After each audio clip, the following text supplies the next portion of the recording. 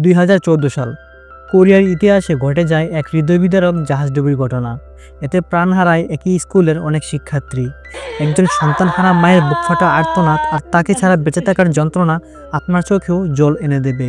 তো চলুন এক্সপ্লেন করি সত্য ঘটনার উপর ভিত্তি করে নির্মাণ করা এই মুভিটি। গল্পের প্রথমেই জাঙ্গিল নামের এক লোককে দেখানো হয়, যে 8 বছর পর তার নিজ দেশ কোরিয়ায় ফিরছে। দেশে ফিরে সে তার বোনের দেয়া অ্যাড্রেসে তার মেয়ে আর স্ত্রীর সাথে দেখা করতে আসে। জাঙ্গিল ফ্ল্যাটের দরজায় বারবার নক করলে তার স্ত্রী সুনাম সিসিটিভিতে সেটা দেখতে পায়, কিন্তু সে ইচ্ছে করেই দরজা খোলে না। তার মেয়ে ইসুল আসলে সুনাম তাকে ইশারায় কোনো প্রকার আওয়াজ করতে বারণ করে। ভেতরে কারো সাড়া শব্দ না পেয়ে জাঙ্গিল বাইরে এসে তার বোনকে কল করে বলে, তুমি মনে হয় ভুল ঠিকানা দিয়েছ, আমি এতবার ডাকার পরেও কাউকে পাইনি। তারপর সে তার বোনের বাসায় চলে আসে। বাসায় আসলে তার বোন ইয়ংজু বলে ঠিকানা সঠিক ছিল, হয়তো তারা কেউ জেগে নেই। এদিকে সোনম সারা রাত ফ্ল্যাটের ব্যালকনিতেই কাটিয়ে দেয়। পরের দিন ইয়ংজু জাঙ্গিলকে জানায় লোনের টাকা দেওয়ার জন্য জাঙ্গিলের বাড়িটা বিক্রি করে দেওয়া হয়েছে। এখন তার স্ত্রী আর তার মেয়ে অন্য একটি ফ্ল্যাটে ভাড়ায় থাকে। তো ঠিক কী কারণে এত টাকা লোন হলো তা আমরা একটু পরেই জানতে পারবো। তারপর ইয়ংজু জাঙ্গিলকে নিয়ে তার মেয়ের স্কুলে যায়। ক্লাস শেষ হলে কিউট ইসুলকে ইয়ংজু তার বাবা জাঙ্গিলের সাথে পরিচয় করিয়ে দেয়, কিন্তু ইসুল জাঙ্গিলকে আগে কখনো দেখেনি। তাই জাঙ্গিল তাকে আদর করতে গেলে সে কিছুটা ভয় পায়। তারপর তারা তাদের বাসায় চলে আসে। ইসুল অনেকটা লুকিয়েই দরজার পাসওয়ার্ড দিলে তার ফুফু ইয়ংজু বলে, আরে লুকিয়ে দেওয়ার প্রয়োজন নেই, সে তো তোমার বাবা। নিজের মেয়েকে কাছে টেনে নিতে না পারার কষ্টে জাঙ্গিলের মনটা যেন কেঁদে ওঠে। তাই সে আর ভেতরে না গিয়ে তার স্ত্রী সুনাম যেখানে কাজ করে সেখানে যায়। সুনাম তাকে দেখেও না দেখার ভান করে। তারপর জাঙ্গিল সুনামকে কল করে বাইরে আসতে বলে, কিন্তু সুনাম জানায় সে অনেক ব্যস্ত, তাই এখন দেখা করতে পারবে না। তো পরের দিন জাঙ্গিল ইসুলকে নিয়ে একটি রেস্টুরেন্টে আসে এবং ইসুলের পছন্দের সব খাবার অর্ডার করে। তখন ইসুল তার বাবাকে বলে, আমি কি এখান থেকে অর্ধেক খাবার সুহুর জন্য নিয়ে যেতে পারবো? মেয়ের এমন আবদার শুনে জাঙ্গিলের মনটা অনেক খারাপ হয়ে যায়। সে তখন ওয়েটারকে ডেকে আরেকটা অর্ডার পার্সেল করে দিতে বলে, আর ইসুলকে বলে, এখন কিন্তু তোমাকে পুরোটাই খেতে হবে। এটা শুনে ইসুল যে হাসিটা দেয় সেটা আপনার হৃদয়কেও গলিয়ে দেবে। সবশেষে তারা বাসায় ফিরে আসে। বাসায় ফিরতেই ইসুল প্লাসের ফ্ল্যাটের ইয়াংয়ের সাথে খেলতে চলে যায়। তাই জাঙ্গিল একাই রুমের ভেতরে ঢুকে। সে রুমের চারপাশে চোখ বোলাতে থাকে। সে দেয়ালে একটা ফ্রেমবন্দি ছবি দেখতে পায়, যেখানে তার স্ত্রী সুনামের সাথে ছোট্ট ইসুল আর তার ছেলে সুহুও আছে। তারপর সে সুহুর রুমে যায়। টেবিলের উপর সুহুর বই খাতা সেই আগের মতোই পড়ে আছে। স্কুলের ড্রেসটাও হ্যাঙ্গারে ঝুলানো আছে, শুধু নেই সুহু।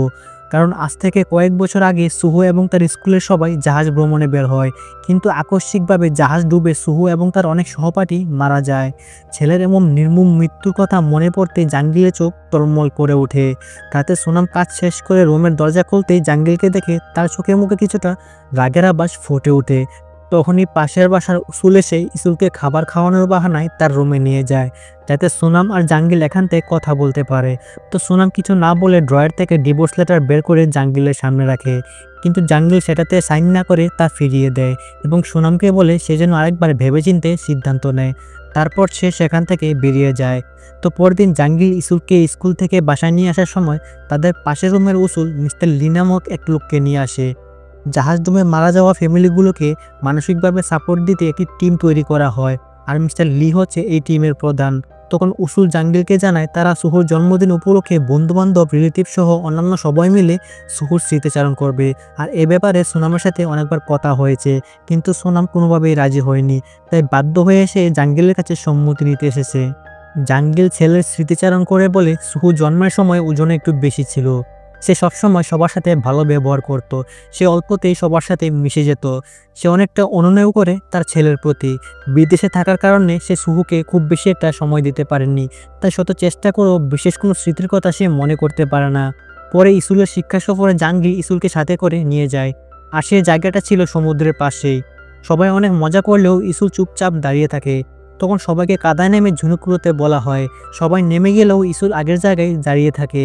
তখন টিচার এসে তাকে নিতে চাইলেও সে নামতে চায় না, তাই জাঙ্গিল ইসুলকে কোলে নিয়ে নামতে যায়, কিন্তু ইসুল তখন হাত পা ছোড়াছুড়ি করে কান্না করতে থাকে। আসলে সুহু পানিতে ডুবে মারা যাওয়ার পর থেকে ইসুল পানিতে নামতে অনেক ভয় পায়। জাঙ্গিলও সেটা বুঝতে পারে, তাই সে ইসুলকে নিয়ে উপরে উঠে আসে এবং বসে বসে বাকি সবার কর্মকাণ্ড দেখতে থাকে। রাতে জাঙ্গিল ইসুলকে বাসায় দিয়ে আসার সময় রাস্তায় সুনামের সাথে দেখা হয়ে যায়। জাঙ্গিল সুনামকে বলে মিস্টার লি সবার সাথে মিলে শুভর জন্মদিন পালন করতে চায়। সুনাম খানিকটা রেগে বলে আমি কখনোই সব ইভেন্টে যাব না, তবে তুমি চাইলে যেতে পারো। তারপর সুনাম শুয়ে শুয়ে মোবাইলে ইসুল এবং শুভর দুষ্টুমির ভিডিওগুলো দেখছিল। সে শুভর পাঠানো শেষ মেসেজগুলো দেখছিল। ছেলের মৃত্যুর কথা মনে হতে তার চোখে পানি চলে আসে। সে আর রাতে ঘুমাতে পারে না। ব্যালকনিতে বসেই নির্ঘুম রাত পার করে দেয়। পরের দিন সুনাম আর জাঙ্গিল জাহাজ দুর্ঘটনায় মারা যাওয়া সেই স্মৃতিসৌধে আসে। এখানে সুহুর সহ জাহাজডুবিতে মারা যাওয়া সবার ছবি এবং তাদের স্মৃতিগুলো সাজানো আছে। সুহুর জল জল চোখ দুটো জাঙ্গিলকে আরও বেশি কষ্ট দিচ্ছে। তখন মারা যাওয়া অন্যদের পরিবারও এখানে ফুল দিয়ে শ্রদ্ধা জানাতে আসে। সুনামের সাথে জাঙ্গিলকে দেখে তাদের একজন বলে, তুমি এতদিন কোথায় ছিলে? আজ তোমাকে দেখে সুহু নিশ্চয়ই অনেক খুশি হবে। তারপর তারা সবাই একসাথে লাঞ্চ করতে বসে, কিন্তু সুনাম এড়িয়ে যেতে চাইলে সবার জোরাজুরিতে বাধ্য হয়ে খেতে বসে। সবাই নিজেদের সন্তানের ছবি এবং তাদের খাবার নিয়ে স্মৃতিচারণ করতে থাকে। এতে সুনাম আর সহ্য করতে না পেরে সেখান থেকে উঠে আসে। সুনামের এমন আচরণের জন্য জাঙ্গিল সবার কাছে ক্ষমা চেয়ে সুনামের পেছনে আসে, কিন্তু সুনাম তাকে না নিয়ে সেখান থেকে চলে যায়। রাতে সুনাম সুহুর জন্য নতুন জামা কিনে আনে। সুনাম সবসময় এটা করে। এদিকে ইসুল ব্যাগ চেক করে দেখে তার মা তার জন্য কিছুই আনেনি, তাই সে রাগ করে খাবার খেতে চায় না। আর এটা দেখে সুনাম বলে, তুমি কি তোমার ভাইকে ভুলে গেছো? ঠিক আছে, তোমাকে আর না খেলেও চলবে। এটা বলে সুনাম ইসুলকে রুম থেকে বের করে দেয়। ছোট্ট ইসুল কান্না করতে থাকে। সুনামও ফুফিয়ে ফুফিয়ে কাঁদছে। হঠাৎ মেয়ের কথা মনে পড়তে সে দরজা খুলে ইসুলকে কোলে তুলে নেয়। পরের দিন জাঙ্গিল, ইসুল আর পাশের ফ্ল্যাটের ইয়ং একটি রেস্টুরেন্টে খেতে যায়। তখন এসে আমরা একজন ছেলেকে দেখি, যে কিনা সুহুর বেস্ট ফ্রেন্ড ছিল। রাতে সুনাম ইসুলকে ফোন করে বলে তার আসতে একটু লেট হবে, তাই সেই জন্য খেয়ে নেয়। তারপর বাপ্পিটি মিলে রান্না করে খাওয়া দাওয়া সেরে নেয়। ইসুল ঘুমিয়ে পড়লে জাঙ্গিল আবারও সুহুর রুমে আসে। ড্রয়ার খুলতেই সে সুহুর পাসপোর্ট দেখতে পায়, কিন্তু তাতে কোনো স্ট্যাম্প লাগানো ছিল না। তখনই সুনাম চলে আসলে জাঙ্গিল সুনামকে বলে সুহুর পাসপোর্টে কোনো স্টাম্প নেই। তখন সুনাম বলে, তুমি যখন ভিয়েতনামে চাকরি করছিলে সুহু তোমার কাছে যাওয়ার জন্য পাসপোর্ট বানিয়েছিল, কিন্তু একা যাওয়া তার জন্য সম্ভব ছিল না। সে বাসাও শিখেছিল তোমার কাছে যাওয়ার জন্য। একথা শোনার পর জাঙ্গিল নিজেকে নিজেই ধিক্কার দিতে থাকে। তখন সুনাম বলে সে যেন এখানে আর না আসে, কারণ সুহু বেঁচে থাকতে সে তাদের বিপদের সময় পাশে ছিল না। একজন ভালো বাবা কখনো এমন করতে পারে না। জাঙ্গির বিষণ্ণ মনে একটি লেকের পাড়ে আসে, যেখানে সে আর সুহু প্রায় মাছ ধরতে আসতো। হঠাৎ তার ফোনে একটি কোম্পানি থেকে চাকরির জন্য ইন্টারভিউর কল আসে। তাই সে আর দেরি না করে তার পুরনো জুতো আর কোট পরে ইন্টারভিউ দিতে বেরিয়ে পড়ে।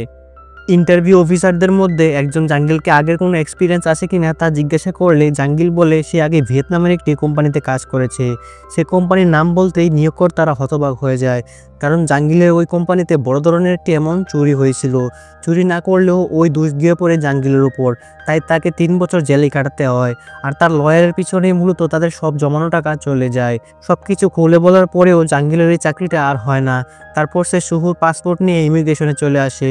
সে সুহুর পাসপোর্টে একটি স্ট্যাম্প লাগিয়ে দিতে ইমিগ্রেশন অফিসারকে অনুরোধ করতে থাকে, কিন্তু অফিসার বলে কোনো কারণ ছাড়াই স্ট্যাম্প লাগানো সম্ভব নয়। কিন্তু জাঙ্গিল তো নাছোড়বান্দা, সে অনেক আপত্তি মিনতি করতে থাকে, কিন্তু এতে বিরক্ত হয়ে অফিসারটাকে চলে যেতে বলে।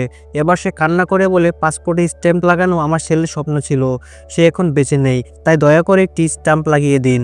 জাঙ্গিলের এমন কান্না দেখে অফিসার স্ট্যাম্প লাগিয়ে দেয়।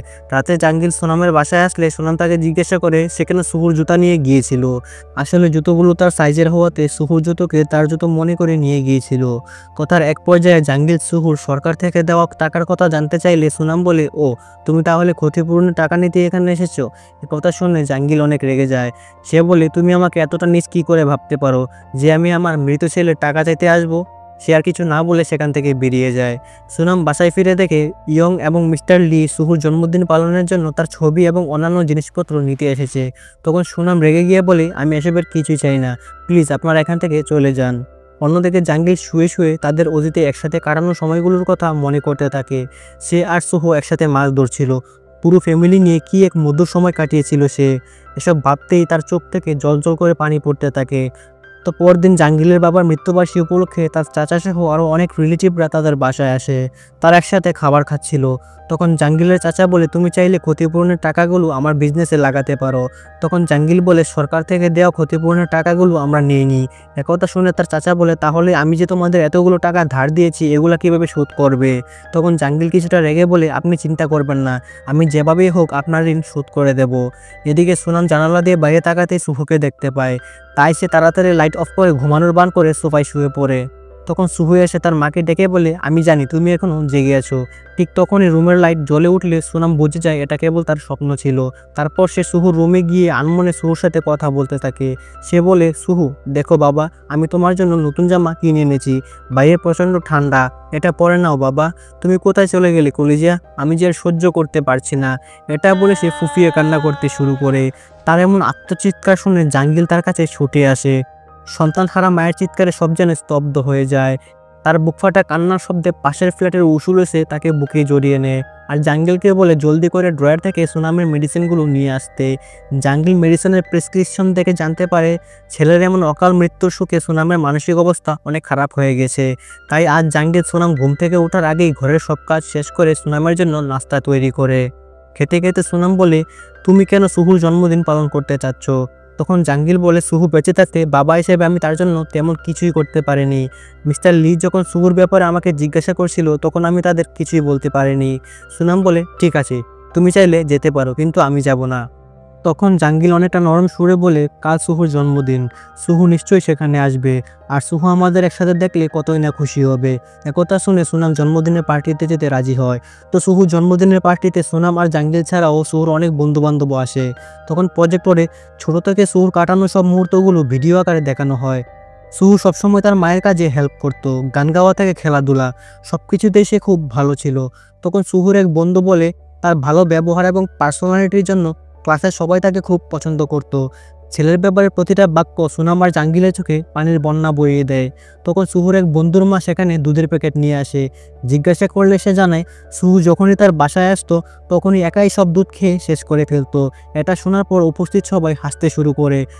তারপর সুহুর বেস্ট ফ্রেন্ড জুং সুহুর উদ্দেশ্যে তার লেখা একটি চিঠি পড়তে শুরু করে। চিঠিতে লেখা, খুব ছোট থেকেই আমরা বেস্ট ফ্রেন্ড। আমরা যে গানগুলো একসাথে শুনতাম সেই গানগুলো এখন আমি একাই শুনি। তুমি যে রেস্টুরেন্টে কাজ করতে, তোমার সেই রেস্টুরেন্টে এখন আমি কাজ করি। তোমার সাথে কাটানো প্রতিটা মুহূর্ত অনেক আনন্দের ছিল। তুমি শুধু আমার বেস্ট ফ্রেন্ডই ছিলে না, তুমি ছিলে আমার আপন ভাইয়ের মতো। তারপর জুং সুনামকে বলে, সুহুর মৃত্যুর পর আমি স্বার্থপরের মতো তোমাদের কোনো খোঁজখবর নিইনি, তোমাকে দেখলেও পালিয়ে বেড়াতাম। এটার জন্য আমি খুবই লজ্জিত। সবাই তখন কান্নায় ভেঙে পড়ে। তারপর একটি মেয়ে কান্না করতে করতে বলে, সেদিন যখন রেস্কিউ বোট থেকে দড়ি ফেলানো হয় তখন সুহু নিজে না উঠে আমাকে সাহায্য করে, কিন্তু আমি বোটে ওঠার পর পিছনে তাকাতেই সুহুকে আর খুঁজে পাইনি। নিজের ছেলের এমন হৃদয় বিদারক মুহূর্তের কথা শুনে সুনাম কান্নায় ভেঙে পড়ে। কারণ মৃত্যুর আগে সুহু তাকে অনেকবার কল করেছিল, কিন্তু সে এতটাই ব্যস্ত ছিল যে সুহুর কলটা সে ধরতে পারেনি। আর এই আফসোসটা হয়তো তাকে সারা জীবন বয়ে বেড়াতে হবে। তখন মিস্টার লি সবাইকে উদ্দেশ্য করে বলে, সুহুর সাথে সবার কাটানো মুহূর্তগুলোকে একত্রে করে একটি কবিতা লেখা হয়েছে। তো এরপরে প্রজেক্টরের মাধ্যমে সে কবিতা পড়তে শুরু করে। প্রিয় মা, তোমার আদরের সুহু বলছি। আমি তোমাকে গাছ, পাহাড়, মাঠে, প্রান্তরে সব জায়গায় খুঁজে বেরিয়েছি। তুমি হয়তো আমাকে দেখতে পাও না, কিন্তু আমি ঠিকই তোমাকে খুঁজে নিয়েছি। বাসার বাতিটা জ্বলে উঠলে ভেবে নিও তোমার ছেলে তোমাকে দেখতে এসেছে। হ্যাঁ জানি, আমাকে ছাড়া তুমি আর ইসুল অনেক কষ্টে আছো। তাই তো আমি স্বপ্নে বাবাকে বলেছিলাম সে যেন তোমাদের কাছে চলে আসে, আর এখন থেকে বাবাই তোমাদের খেয়াল রাখবে। তুমি আমার জন্য আর কেঁদো না, এতে আমি অনেক কষ্ট পাই, অনেক ভালোবাসি তোমাদের। কবিতা পড়া শেষ হলে জাঙ্গিল পাগলের মতো কান্না শুরু করে। সে বলে, সুহু আসলেই আমাকে স্বপ্নে তোমাদের কাছে আসার জন্য তাড়া দিত। আমি তো ছেলেকে শেষবারের মতো দেখতে না পারা হতভাগা এক পিতা। আর এভাবে সুহুর জন্মদিন পার্টি শেষ হয়। গল্প ফ্ল্যাশব্যাকে গেলে আমরা দেখি জাঙ্গিল সুহুকে বলছে, আমি ভিয়েতনাম যাওয়ার পর তোমার মা আর ইসুলকে দেখার দায়িত্ব কিন্তু তোমার। আর সুহু মৃত্যুর আগ পর্যন্ত সেই দায়িত্ব পালন করে গিয়েছে, আর এই দায়িত্ব এখন জাঙ্গিল খুব আনন্দের সাথেই পালন করছে। সুনাম, জাঙ্গিল আর ইসুল মিলে এখন তার একটা হ্যাপি ফ্যামিলি, যেমনটা তারা আগে ছিল। তারপর হঠাৎ করেই তাদের রুমের সেই বাতিটা জ্বলে ওঠে, আর এরই মধ্য দিয়ে শেষ হয় অসাধারণ এই মুভিটি। তো গল্পটি আপনার কাছে কেমন লেগেছে তা অবশ্যই কমেন্ট করে জানাবেন। আর ভিডিওতে একটি লাইক এবং চ্যানেলটিকে সাবস্ক্রাইব করে দিন। দেখা হচ্ছে নতুন কোনো ভিডিওতে, সে পর্যন্ত টাটা, বাই বাই।